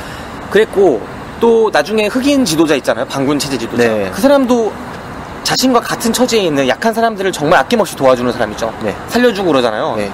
그 위에 사람들은 다 잔인하게 하지만 그런 모습을 봤을 때 이 영화에서 미덕을 생산하는 자가 누구인가, 그리고 이 영화가 생산하고 있는 미덕의 대부분은 프랭크 그릴로가 혼자서 생산하고 있다, 이렇게 봤을 때 프랭크 그릴로가 정말 멋진 인물이라는 데 동의를 합니다.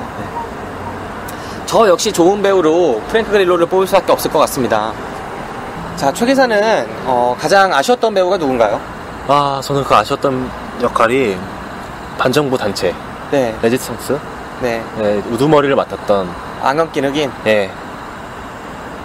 까밀로 뭐 이렇게 나오죠? 정확한 역할의 이름은 잘 모르겠어요. 네네.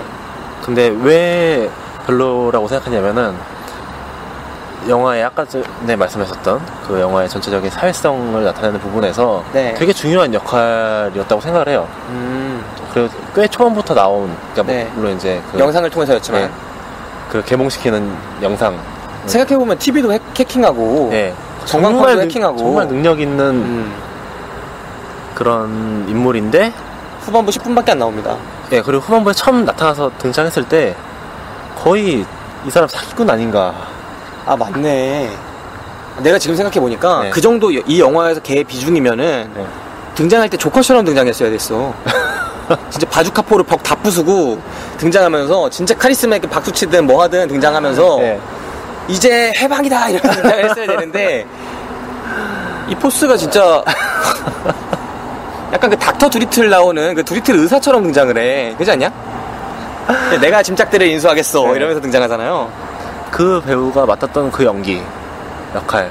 네. 역할은 정말 멋있게 나올 수 있었던 그런 역할이었는데, 그냥 말콤 엑스처럼 나왔어야 됐죠. 네.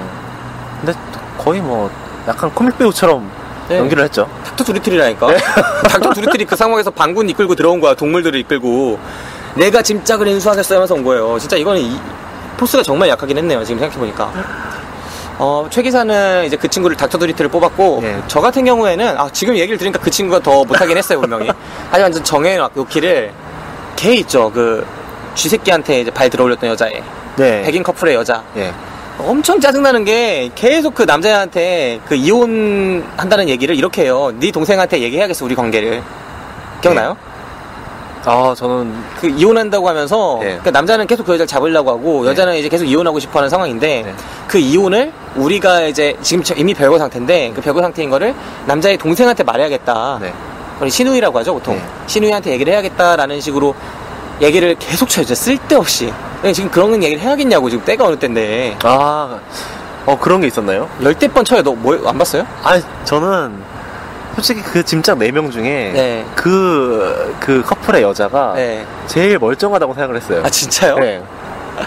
그 여자 정신병자야. 왜냐면 그 상대 남자가 완전 찌질하고 이상한 애였거든. 개찌질이죠. 네. 남자애는 개찌질이고 흑인 엄마는 뻥쟁이에다가 흑인 딸은 눈치가 없어. 근데 이 인물들이 처음 만났을 때 가장 많이 저 사람 믿어도 되는 사람이냐고 얘기했던 사람이 그 남자예요. 네, 그렇죠. 진짜 믿을 게 좆도 없으면서 믿어야지. 심지어 그 믿어도 되냐고 하니까 다 들린다 그랬죠. 그 와이프가 네.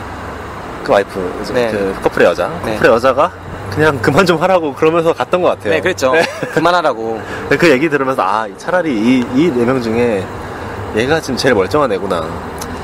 솔직히 그 자꾸 그 헤어지자고 하는 게 그 얘기를 계속 치고 막 그러는 게 정말 못마땅했고, 쥐 나타났을 때 그 막 소리 지르는 것도 정말 못마땅했고, 결국은 그 여자가 마지막에 남자가 죽잖아요, 총 맞아서. 여자가 그 반군 지도자가 물어 다쳤을 때 나에게 총을 달라, 나는 후퇴하지 않겠다, 나는 퍼지에 참가하겠다, 이 얘기를 했을 때 진짜 답이 없구나 얘는 그렇게 생각을 했습니다. 진짜 답이 없다 얘는. 퍼지에 참가를 하려면은 진작 둘이 나가서 총 줬을 때 아까 그릴로 형이 줬을 때 처음에 같이 참가를 했으면 됐잖아. 남편 죽으니까 그때 참가하고. 진짜 저는 이 커플 일단 정말 비호감이어서 계속 그때 너무 쌓여서 그런 것 같긴 한데, 이 여자 진짜 못마땅했습니다. 결국 그래서 저는 그 여자를 뽑을 수밖에 없을 것 같습니다. 자, 이제 이 영화에 대한 이야기는 얼추 나눠본 것 같고, 영화 추천 비추천 시간으로 가죠. 당일 배송 영화방에서는 그날 다룬 영화를 추천 그리고 비추천, 보든 말든 이 세 가지로 나눕니다. 보말. 뭐를 하시겠어요? 추천하시겠어요? 비추천하시겠어요? 보말을 선택하시겠어요? 저는 보말입니다. 보말입니까? 네. 네, 왜 보말을 선택했습니까? 지금 이 소재를 듣고 네. 분명히 저희가 굉장한 평을 하긴 했지만, 네, 그렇죠. 그 소재와 그다음에 그 프랭크 그릴로가 맡은 그 연기, 뭐 영화는 악평을 했지만 역할은 칭찬했잖아요. 네, 그렇죠. 멋있다고. 이 두 가지 소재와 그 프랭크 그릴로의 연기를 보시고 싶은 생각이 있으시다면 저는 볼만하다고 생각합니다. 네. 하지만 단서가 붙는 게, 저희가 지금 말씀드린 것처럼 그 주변 짐작들한테 최대한 그 정신적인 충격을 받지 그 마음의 준비를 하시길 바래요. 네. 그래서 저는 보말입니다. 심지어 이 짐작들이 진짜 섬세해요. 상처도 진짜 많이. 그냥 그거 있잖아, 프레자의 그 깨지기 쉬운. 택배인데 짐작인데 깨지기 쉬워, 이 새끼들. 그러니까 이 최고의 택배 기사가 너무 빡치는 거지. 깊은 빡침이 나는 거지, 진짜. 그런 부분이 분명히 있고. 저도 근데 보말입니다. 저는 이 설정이 너무 처음에 끌렸어요, 이 퍼지데이라는 설정이. 그래서 이 영화가 사실 긴장감이 없다고도 말을 못 하거든요. 기본적인 연출은 또 하잖아요. 그래서 이 그릴로 형 주연 원탑 배우가 너무 확실하고, 이 형이 끌고 나가는 그 기본 구조 속에서 기본적인 긴장감은 또 주고, 그리고 걸리버 여행기 같지만 비록 그 사이사이가 안 이어지는 것 같긴 하지만 그래도 어쩌지 이어져 가긴 해요. 그래서 이 영화를 생각 없이 최대한 저들 짐짝한테 관심을 두지 않고 보면은 그래도 볼만하지 않나, 그런 의미에서. 실제로 그 영화를 보고 나왔을 때 처음 제가 했던 얘기가 영화 초반부 굉장히 괜찮다고 얘기를 했었어요. 이 영화의 후반부도 사실 나쁜 편은 아닌 것 같습니다. 이 영화를 얼핏 잘못 막을 내렸으면, 그러니까 이 영화가 자꾸 걸리버 연기처럼 가다 보니까 저는 이 영화를 어디서 도대체 어떻게 끝내려고 하지라는 생각이 들었어요. 근데 지금 생각했을 때 이 정도로 끌고 온 상황에서 이미 난국이잖아요. 거기서 낼 수 있는 최고의 결말이라고 저는 생각을 합니다. 정말 깔끔하게 결말을 냈어요. 결말은 정말 깔끔하게 냈어요. 정말 깔끔했어요. 사실 그 결말 자체가 정말 뛰어나다는 소리는 아닙니다. 이 결말만 보면은 수준이 그렇게 높다고는 할 수 없지만, 끌어온 과정을 생각해봤을 때 이 결말 이렇게 수습했으면 완성이야. 진짜 잘한 거야, 이 정도로 수습했으면. 그래서 오프닝하고 이제 설정하는 거랑 적어도 그들이 한 차에 모이기 전까지의 설정과 그 다음에 이 결말만 봤을 때 이 영화는 시작과 끝은 정말 기대감을 주거나 마무리를 했을 때 괜찮다. 그 사이에 이제 분노하게 되는 거죠. 운송 과정에서. 그 짐작들에 위해서. 그것만 빼면은 이 영화는 충분히 볼만한 부분이 있기 때문에, 보말을 저도 역시 드리고요. 하지만 이게 마음이 좀 속이 좁으시거나 최근에 스트레스를 많이 받고 계신 분들 있잖아요. 일적으로나 뭐 심적으로. 그런 추노의 언년이에 분노하셨던 경험이 있으시면 거기에 분노하셨으면 이거 보시면 안 됩니다. 거기에 분노하셨으면 안 됩니다. 추노를 보시면서 언년이를 사랑스럽다고 생각하셨던 분들, 그분들한테 추천합니다. 그런 영화였습니다. 자, 오늘 이 영화에 대한 기본적인 이야기는 거의 다 나눴던 것 같아요. 최 기사 아직 못다한 말이 있다면 한마디쯤 더 해볼까요? 영화에 대한 총평이라거나 뭐 오늘 방송에 대한 이야기도 좋고. 저 쉽지 않네요. 편하게 될 줄 알았는데 실제로 마이크 앞에서 이렇게 앉아 있으니까 힘들었던 것 같습니다. 다음에는 좀 더 준비를 많이 해야 될 것 같아요. 저희가 지금 한강의 어느 이름 모를 다리 아래에 앉아서 국회의사당을 바라보면서 지금 녹음을 같이 하고 있는데, 여러분이 들으시는 방송은 1시간 내외겠지만 저희가 1시간은 그 2배 이상 될 거라고 생각을 합니다. 저희 게스트 중에 가장 마이크 울렁증이 심했던 이 최 기사.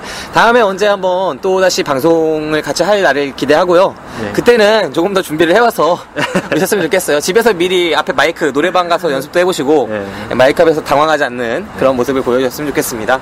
다음에 나올 때는 더 준비된 모습으로 나오게 하겠습니다. 네. 저희 방송에 처음 나와주신 게스트죠. 네. 네, 그 최 기사와 함께한 당일 배송 영화방 제 41회차 방송 더 퍼지 거리의 반란이었습니다. 지금까지 들어주신 여러분들께 감사드리고요. 다음 볼 영화 간략하게 예고드릴게요. 다음 볼 영화는 42회차 방송이죠. 아마도 닌자 터틀이 될 겁니다. 박 기사와 함께 닌자 터틀을 보고 녹음을 하도록 하겠습니다. 닌자 거북이 혹시 아세요? 알죠. 라파엘로와 네. 도나텔로. 레오나르도, 미켈란젤로. 네, 걔네들이 나와가지고 하수구 속에서 살면서 네. 뉴욕을 지켜내는 그런 이야기. 과연 얼마나 실사화가 잘 됐을지 궁금합니다. 최 기사는 볼 생각 있어요, 그 영화? 예. 관심 있어요? 좀 괜찮게 준비를 하고 있다라는 얘기를 들었어요. 닌자 터틀이요? 예. 네. 정말 나름 기대하고 있는 작품 중에 하나입니다. 네, 정말 괜찮은 영화였으면 좋겠고요. 그 영화에 대한 방송이 다음 42회차 방송에서 나갈 예정이기 때문에 많은 분들 기대하시고 들어주셨으면 감사하겠습니다. 자, 최 기사 나와주셔서 수고했습니다. 고맙습니다. 네, 감사합니다. 네, 감사합니다. 안녕하세요. 이번 주 개봉 영화 시간입니다. 원래 코너 제목은 다음 주 개봉 영화인데요. 그 일정이 좀 늦어져가지고 이번 주 개봉 영화로 소개를 해드리도록 하겠습니다. 지금 녹음분이 더 퍼지 거리의 반란 최 기사와 함께 녹음한 2회차 분량에 올라갈 방송인데 제가 지금 소개해드릴 이번 주 개봉 영화는 9월 3일 수요일부터 9월 4일 목요일까지 개봉하는 영화들을 말씀드리도록 하겠습니다. 그러니까 제가 지금 소개해드린 영화들은 아마 지금 이 방송을 들으시는 분들이 극장에 가서 보실 수 있는 영화들입니다. 네, 그 영화들 중에서 제가 좀 괜찮을 수도 있겠다 싶은 영화들을 중점적으로 골라서 선별해서 소개해드리도록 하겠습니다. 먼저 9월 3일 수요일 영화부터 소개해드릴게요. 9월 3일 수요일 9월 초에 개봉하는 대작들이 몇 편이 같이 묶여있는 중요한 날입니다. 이날 첫날의 승패에 따라서 9월 극장과 판도가 뒤바뀔 수 있을 것 같네요. 먼저 첫 번째 영화, 가장 제가 기대를 하고 있는 작품은 타짜2죠. 타짜2 신의 손입니다. 연출자는 강영철 감독입니다. 강영철 감독님 많이들 아실 것 같은데 옛날에 차태현 씨가 주연한 과속 스캔들이라는 그 영화를 통해서 박보영이라는 배우 그리고 꼬맹이 친구 두 명을 스타덤에 올렸던 그 영화를 연출했던 감독입니다. 이후에 써니도 연출을 했었던 걸로 알고 있고요. 써니도 봤었는데 네, 강영철 감독님입니다. 장르를 조금 달리해서 타짜 신의 손이라는 타짜2 작품을 연출을 했는데 과연 범죄 드라마에서 얼마나 좋은 연출력을 가져갈지가 좀 궁금한 작품이기도 합니다. 타짜2 같은 경우에는 원래 허영만 씨의 만화 타짜 중에서 가장 짜임새 있는 작품으로 가장 임팩트 있고 짜임새도 있는 작품이라고 기대를 모았던 작품이죠. 하지만 이 출연진이 그렇게 썩 만족스럽진 않아요. 원래 조승우 씨 그리고 김혜수 뭐 이런 배우들이 나왔었는데 2에서는 탑이죠. 탑, 빅뱅의 탑, 그리고 신세경, 또 이한이, 상당히 무게감이 좀 떨어져 있는 느낌이 좀 있습니다.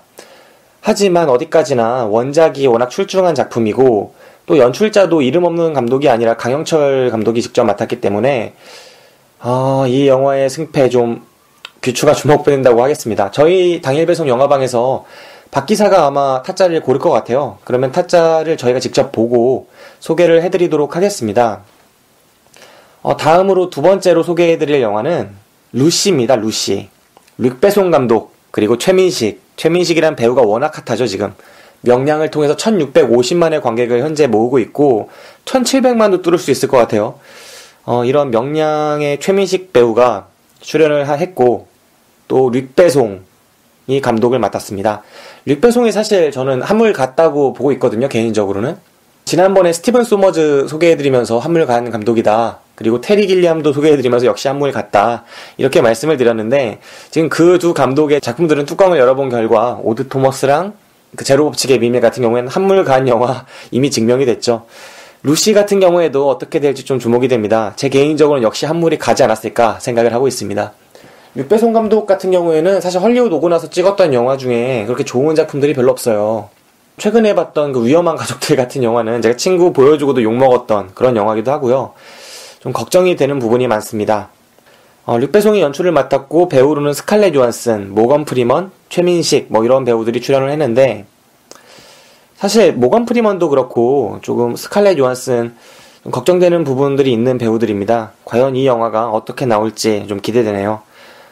역시 박기사와 함께 보고 소개해드릴 수 있지 않을까 생각을 하는 영화입니다. 다음으로 9월 3일에 기대되는 작품은 요즘 탈세 의혹에 상당히 시달리고 있는 송혜교 씨가 주연을 했죠. 두근두근 내 인생입니다. 군도를 통해서 정말 안타까운 흥행 성적을 기록했던 강동원 씨도 역시 주연을 맡았습니다. 설정 자체가 드라마인 것 같아요. 좀 눈물 펑펑 쏟는 최루성 드라마가이지 않을까 생각이 되는데요. 이재용 감독이 연출을 맡았습니다. 이재용 감독 하면은 정말 극단을 달리는 감독이죠. 다세포 소녀 뭐 이런 것들을 통해서 알려져 있는데 괜찮은 영화도 있어요. 찾아보면 이재용 감독이 찍었던 영화 중에 좀 그럴듯한 영화가 스캔들, 조선 남녀 상혈지사라는 영화를 찍었었는데 그 이후로 찍었던 작품들이 참담합니다. 다세포 소녀, 뭐 뒷담화 감독이 미쳤어요, 여배우들 뭐 이런 영화들을 찍었는데 과연 이 이재용 감독이 두근두근 내 인생을 통해서 어떤 모습을 보여줄지 좀 궁금합니다. 개인적으로는 이 영화도 역시 망작이 아닐까 싶기도 한데 지금 일단 제가 이 기사와 함께 시사회에 가기로 돼 있습니다. 그래서 이 시사회에 다녀와서 녹음을 해가지고 들려드릴 텐데 좀 궁금하네요. 어떻게 좋은 소식 들려드릴 수 있을지 좀 참담한 이야기를 하게 될지 궁금합니다. 다음으로 기대되는 작품은 스텝업 올인이라는 영화입니다. 스텝업 올인. 이제까지 스텝업 시리즈에 출연했던 모든 배우들이 다 싸그리 출연한다고 하죠. 주연은 아니라도 좀 짧게나마 출연을 한다고 하니까 좀 스텝업 시리즈의 팬이신 분들은 가셔서 보시면 정말 좋은 느낌을 가지실 수 있을 것 같아요. 극장에서 봐야 이런 영화는 흥이 나잖아요. 몸을 들썩들썩거리면서 손가락을 막 움직이면서 그렇게 보시면 좋을 것 같은 영화입니다. 스텝업 올인. 설명이 필요 없는 그런 영화라고 하겠습니다. 그 다음에 선샤인 온 리스라는 영화도 개봉을 해요. 역시 뮤지컬 영화입니다. 덱스터 필레처 감독이 연출을 했고요. 그리고 우리한테 잘 알려지지 않은 배우들이 많이 출연을 하는 영화인데 그럼에도 불구하고 뮤지컬 영화로서 오랜만에 등장하는 작품이지 않나 싶어요. 뮤지컬 영화가 개봉한 지 꽤 됐잖아요.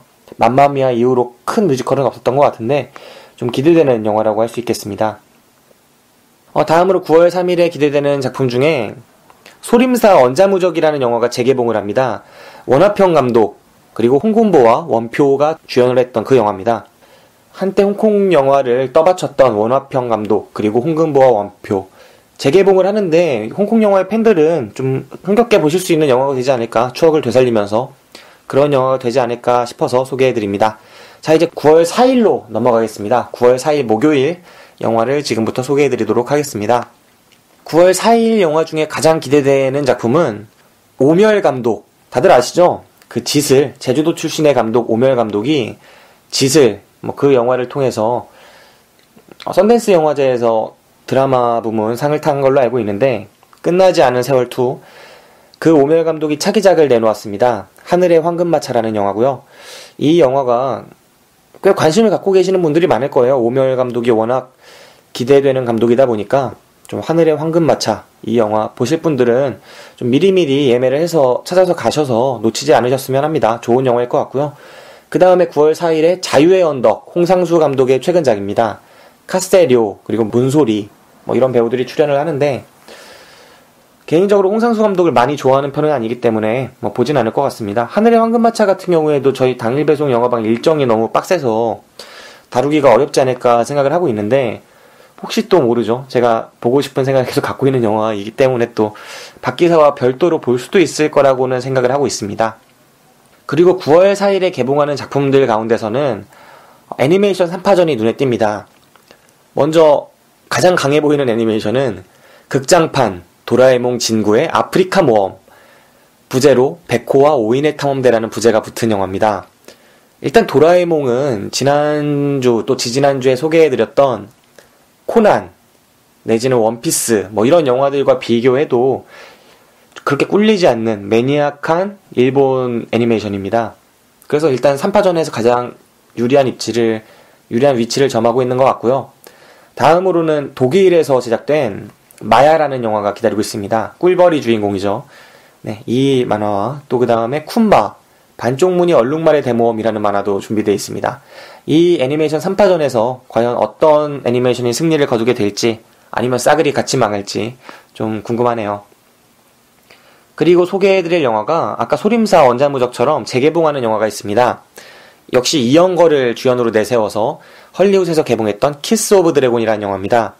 체키 카리오, 브리짓 폰다 같은 좀 매력있는 배우들이 주연을 했어요. 역시 크리스 나온 감독의 영화입니다. 키스 오브 드래곤.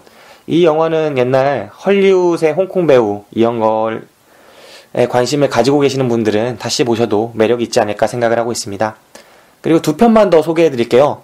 한 편은 맨 온 더 트레인이라는 영화입니다.